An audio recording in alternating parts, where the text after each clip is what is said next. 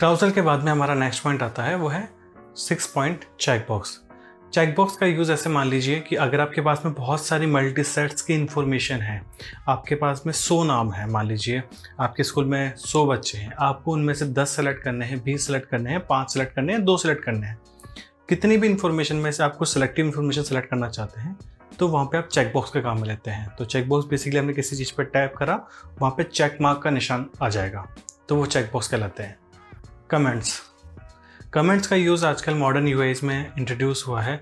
जब भी आपने देखा होगा, आपने बहुत सारी सोशल मीडिया, आप जब भी कोई वेबसाइट विजिट करते हैं या सोशल मीडिया वेबसाइट विजिट करते हैं तो वहाँ पे कमेंट का बॉक्स बना हुआ होता है।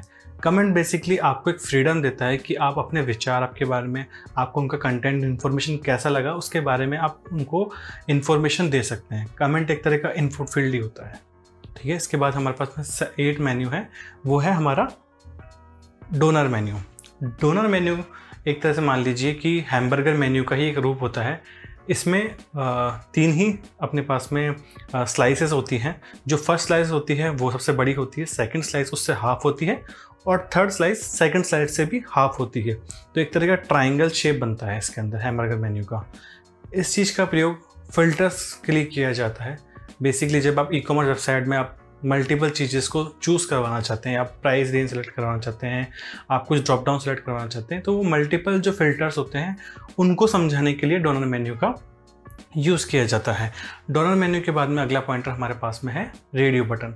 रेडियो बटन का यूज़ इस तरीके से होता है कि जब मान लीजिए आपको बहुत सारी इन्फॉर्मेशन, या मैं कहूँ कि 3 इन्फॉर्मेशन या 2 इन्फॉर्मेशन में से किसी एक चीज़ को चूज़ करवाना है, तब आपको रेडियो बटन यूज़ में लेना होता है। बेसिकली आपने रेडियो बटन का यूज़ फॉर्म्स में किया होगा। जब आप जेंडर चूज़ करते हैं, जेंडर चूज़ करने में मेल, फीमेल, बोथ 3 चीज़ का ऑप्शन आता है। जीमेल में अकाउंट में क्रिएट करते हैं तो तीनों में से आप एक चीज़ चूज़ कर सकते हैं, तो वो रेडियो बटन होता है। इसके बाद हमारा अगला पॉइंटर आता है, वो है point number 10, drop down list. Drop down list एक तरीके हमारे पास में ऐसा कह सकते हैं कि लिस्ट का एक रूप होता है, लेकिन अब अगर बहुत सारी इन्फॉर्मेशन लिस्ट को हमको एक साथ दिखाना है एक पेज में, तो उसे छोटा रूप करने के लिए ड्रॉप डाउन लिस्ट में कन्वर्ट कर देते हैं। ड्रॉप डाउन लिस्ट में क्या होता है, जब भी यूज़र उस पर क्लिक करता है तो उसकी एक लिस्ट खुल के आ जाती है। जैसे मान लीजिए आपके पास आपको कंट्रीज़ चूज़ करवानी है, आपके पास में 100, 250 जितनी भी कंट्रीज़ है, आपने उन सब कंट्रीज़ को क्लब किया, एक बटन में कन्वर्ट कर दिया। जब यूज़र उस बटन पर क्लिक करेगा तो एक लिस्ट खुल के आएगी जिनमें से वो जिसको चूज़ करना चाहता है वो उस इन्फॉर्मेशन को चूज़ कर सकता है। अगला है हमारे पास में text field. Text field basically forms में, या फिर मैं कहूँ कभी भी किसी सिस्टम के अंदर, चाहे वो सॉफ्टवेयर हो, चाहे वो मोबाइल एप्लीकेशन हो, चाहे वो वेब एप्लीकेशन हो, अगर आप किसी भी मॉड्यूल में या किसी भी सिस्टम के अंदर अगर आपको इन्फॉर्मेशन ऐड करते हैं तो वो टेक्स्ट इनपुट या फिर इनपुट फील्ड के थ्रू जाती है। टेक्स्ट इनपुट में हम हमारा नाम, फ़ोन नंबर, ईमेल एड्रेस वगैरह सब कुछ इन्फॉर्मेशन ऐड कर सकते हैं। देन हमारे पास 12 पॉइंट आता है पिकर। पिकर का मतलब ये होता है कि जब भी आपको किसी भी मान लीजिए आपको अपनी डेट ऐड करनी है, आपको टाइम ऐड करना है, तो हम पिकर का यूज़ करते हैं।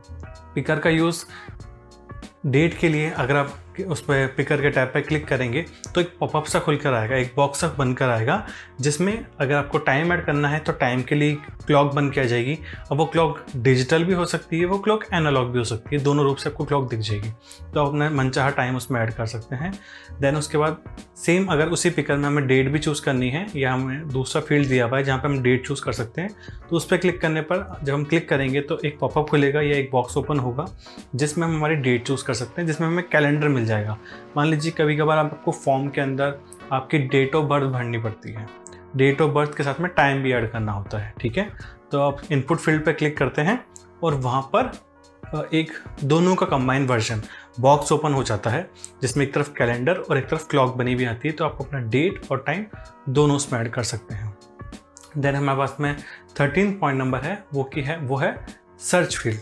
सर्च फील्ड देखने में बिल्कुल इनपुट फील्ड की तरह ही होता है, बस इसमें एक मैग्नीफाइंग ग्लास लगा हुआ होता है जो यूज़र को ये समझाता है कि इस पर आप क्लिक करके कुछ भी इंफॉर्मेशन सर्च कर सकते हैं जो उस वेबसाइट से रिलेटेड है।